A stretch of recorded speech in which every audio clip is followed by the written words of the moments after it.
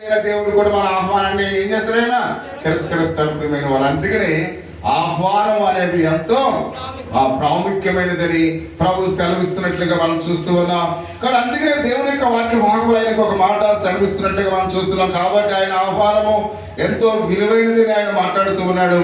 కాబట్టి యేసుక్రీస్తు వారు వాగ్దానాన్ని బట్టి ఆయన పరలోక రాజ్యంలో ఆయన ద్వారము దగ్గర ఆయన ఉన్నాడు అనే విషయానికి మనం చూస్తూ ఉన్నాం.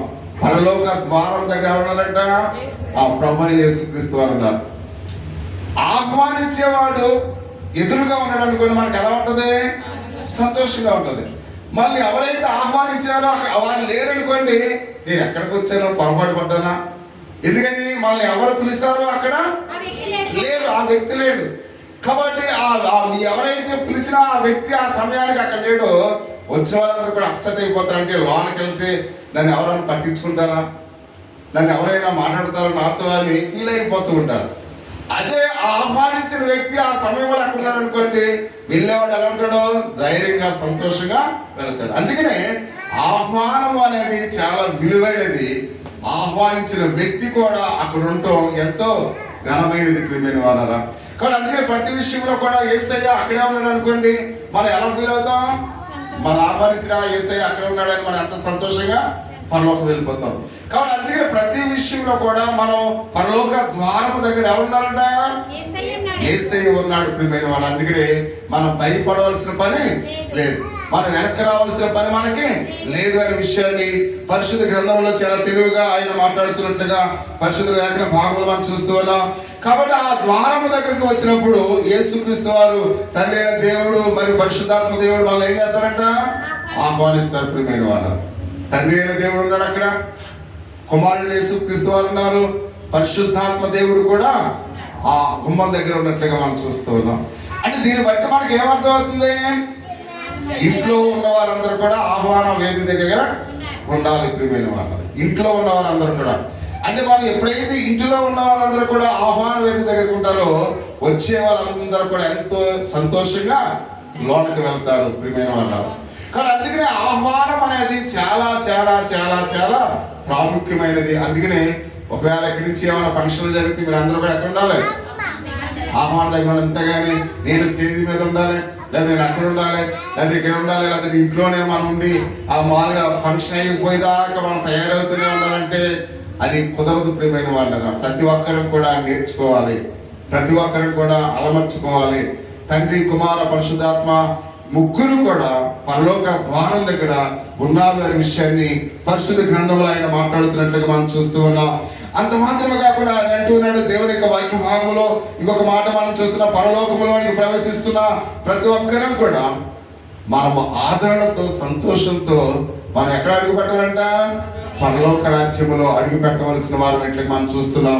ఇంకొక మూడవ మాట మనం గమనించలేతే, తండ్రి అయిన దేవుడు మన పరలోకానికి ఆహ్వానిస్తున్నప్పుడు యేసుక్రీస్తు వారికి ఎటువంటి అధికారం ఇచ్చి ఉన్నాడో మనం గమనించవలసిన వారిని ఇట్లుగా మనం చూస్తూ ఉన్నాం. కాబట్టి పరలోక రాజ్యంలోకి మనకు వెళ్ళడానికి ప్రభు వారికి ఎటువంటి అధికారాన్ని దేవుడు ఇచ్చాడు ప్రతి ఒక్కరిని కూడా మనం ఆలోచించాలి. ఆయన అంటున్నాడు, తండ్రి అయిన దేవునితో ఖచ్చితంగా నెరవేర్చే సంతోషంతో ఆహ్వానాన్ని మనకు ఇస్తూ ఉన్నాడు. అందుకే ఆయన అంటున్నాడు, ఆ ఆహ్వానం ప్రయాసపడి భారము మోసుకుంటున్న సమస్త జనులారా నా యొద్దకు రండి, నేను మీకు విశ్రాంతిని కలుగు చేస్తున్నాను. అంటే ఎవరైతే ప్రయాసపడి భారం మోస్తూ ఉన్నారో వారిని ఆయన పిలుస్తున్నాడు ప్రియమైన వాళ్ళ. ఎవరు పిలుస్తున్నాడు ఆయన? ప్రయాసపడి భారంతో అలసిపోయిన వారు ఎవరైతే ఉన్నారో వారందరిని కూడా ఆయన పిలుస్తూ ఉన్నట్లుగా మనం చూస్తూ ఉన్నాం. కాబట్టి పిలుస్తూ వాళ్ళందరూ కూడా ఎటువంటి భరోసా ఇస్తూ ఉన్నాడు కూడా మనం చూస్తూ ఉన్నాం. కాబట్టి మోయించిన అంటే ప్రయాసపడి భారం మోస్తున్న వారందరూ కూడా యేసుక్రీస్తు వారి యొక్క ఆహ్వానాన్ని ఆయన ఎప్పుడైతే ఇస్తూ ఉన్నాడో ప్రియ సహోదరి సహోదరా, ఏ రకమైన ప్రయాసం గురించి ఆయన మాట్లాడుతూ ఉన్నాడో మనం తెలుసుకోవాలి. కాబట్టి ప్రజలు ఏ రకమైన ప్రయాసంతో ఉన్నారు అంటే పాపం అనే భారాన్ని మనము భరిస్తూ ఉన్నాం ప్రియమైన వాళ్ళ. రెండవదిగా ఆయన మాట్లాడుతూ ఉన్నాడు దేవుని యొక్క వాక్య భాగంలో ఆయన మాట్లాడుతూ సెలవిస్తున్న యొక్క మాట మనం చూసినట్లయితే ఆయన అంటూ ఉన్నాడు, దేవుని ధర్మశాస్త్రము పరిపూర్ణంగా నెరవేర్చలేని వారిగా ఉన్నాం. మన మీద ఆ కాడి ధర్మశాస్త్రమైనట్లుగా మనం చూస్తూ ఉన్నాం. ఆ ధర్మశాస్త్రం అనే కాడిని మనం ఏం చేయలేకపోతున్నాం, నెరవేర్చలేకపోతున్నాం. కాబట్టి ఎవరు కూడా 100% ఎవరైనా నెరవేర్చగలరా? అమ్మా, నేను ధర్మశాస్త్రాన్ని నెరవేర్చగలన్న వారు మనలో ఎవరు ఉన్నారా? ఎవరు? అంటే ధర్మశాస్త్రము మనం ఎలా ఉండాలో చెప్తుంది, కానీ ధర్మశాస్త్రము ఏ వ్యక్తిని కూడా రక్షణ కలుగు చేయట్లేదు ప్రియమైన వాళ్ళు. అంటే ధర్మశాస్త్రం మనకు మార్గదర్శిగా మాత్రమే ఉంది, కానీ మనం రక్షించేటట్లుగానే లేదు. కాబట్టి ధర్మశాస్త్రం మనల్ని రక్షించాలంటే మనం 100% పరిశుద్ధులమై ఉండాలి, 100% ధర్మశాస్త్రాన్ని నెరవేర్చాలి. కానీ మనం ఎవరైనా 100% మనం నెరవేర్చగలమా? నెరవేర్చలేము. అంటే నెరవేర్చడం అంటే అది మనకు ఏమై ఉంది, బరువైనదిగా ఉంది ప్రియమైన వాళ్ళు. మనం ఎప్పుడైతే దాన్ని నెరవేర్చలేకపోతున్నామో ఆ కాడి ఎలా ఉందంట, బరువైనదిగా ఉంది.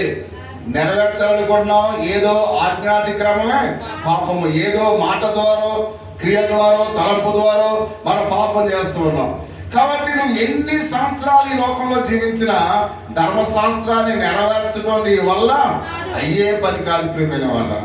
అందుకని ఇప్పుడు ఆ ధర్మశాస్త్రం అనే కాడి మన మీద ఉంది కాబట్టి అది మనకి ఎలా ఉందంట, చాలా భారముగా ఉంది అని పరిశుద్ధ గ్రంథములు అయితే మనం చూస్తూ ఉన్నాం.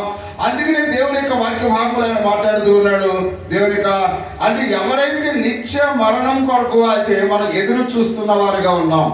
ఎందుకంటే ఆ ధర్మశాస్త్రం అనే కాడి నుండి మనం బయటికి రాలేకపోతున్నాం కనుక, అయితే నెరవేర్చలేకపోతున్నాం కనుక, ప్రయాసపడే వారందరం కూడా వ్యర్థంగానే ప్రయాసపడుతున్నాం కనుక మనమందరం కూడా నిత్య శిక్షకు పాత్రులమై ఉన్నామని పరిశుద్ధ గ్రంథము చాలా తెల్లగా, ఆయన తేటతెల్లగా రాయబడినట్టుగా మనం చూస్తూ ఉన్నాం. కాబట్టి దగ్గర మనం గమనించితే నిత్య మరణం కోసమే మనం ఏం చేస్తున్నాంట, ఎదురు చూసే వారముగా ఉన్నాము అనే విషయాన్ని ఆయన మాట్లాడుతున్నాడు. ఆయన ఎరిగి ఉన్నాడు. వారిని ఉద్దేశించి ఆయన అంటున్నాడు, యేసు రండి, నేను మీ ఆత్మలకు విశ్రాంతిని కలుగు చేస్తానని వాగ్దానం చేస్తున్నాడు. అటువంటి వారు ఎవరైతే ఉన్నారో, పాపం అనే భారంతో ఎవరైతే అలసిపోయి ఉన్నారో, ధర్మశాస్త్రం అనే బరువుతో ఎవరైతే నలిగిపోతూ ఉన్నారో, అటువంటి వారి యొక్క ఆత్మను నేను ఏం చేస్తాను అన్నాడు, విశ్రాంతి కలుగు చేస్తాను. రండి. ఈ మాటలు ఎవరైనా చెప్పగలరామా? చెప్పలేరు. కాబట్టి ఆయన మనల్ని ప్రేమతో ఆహ్వానిస్తున్నట్లుగా మనం చూస్తూ ఉన్నాం. అంతేకాకుండా ఆయన అంటున్నాడు 29-30 వచనాల్లో, నేను సాత్వికుడను, దేన మనసు గలవాడు గనుక మీ మీద నా కాడి ఎత్తుకొని నా ఎద్దకు నేర్చుకోండి, అప్పుడు మీ ప్రాణమును విశ్రాంతి దొరుకును.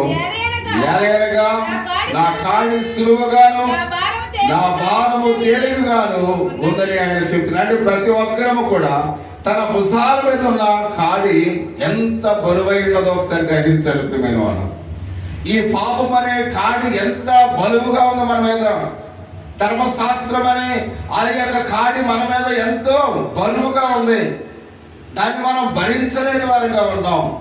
కానీ ఆయన ఇచ్చే ప్రభువైన యేసుక్రీస్తు వారి కాడి ఎలా ఉందంట, సులువుగా ఉందని మాట్లాడుతున్నాడు. నా కాడి సులువైనది. అంటే బరువైనది అది పాపము, ధర్మశాస్త్రం అని ఆ యొక్క కాడి ప్రియమైన వాళ్ళ, అది మనం భరించలేనిదిగా ఉంది. మనము ఏమాత్రం కూడా మనం రక్షించలేనిదిగా ఉంది. అది బరువైనదిగా ఉంది. కానీ సులువైన కాడి ఆయన మన మీద ఉంచుతానని చెప్తున్నా. అంటే మనం పరిశుద్ధులుగా జీవిస్తే పరలోకం వెళ్తామని ఎవరు చెప్తున్నారు?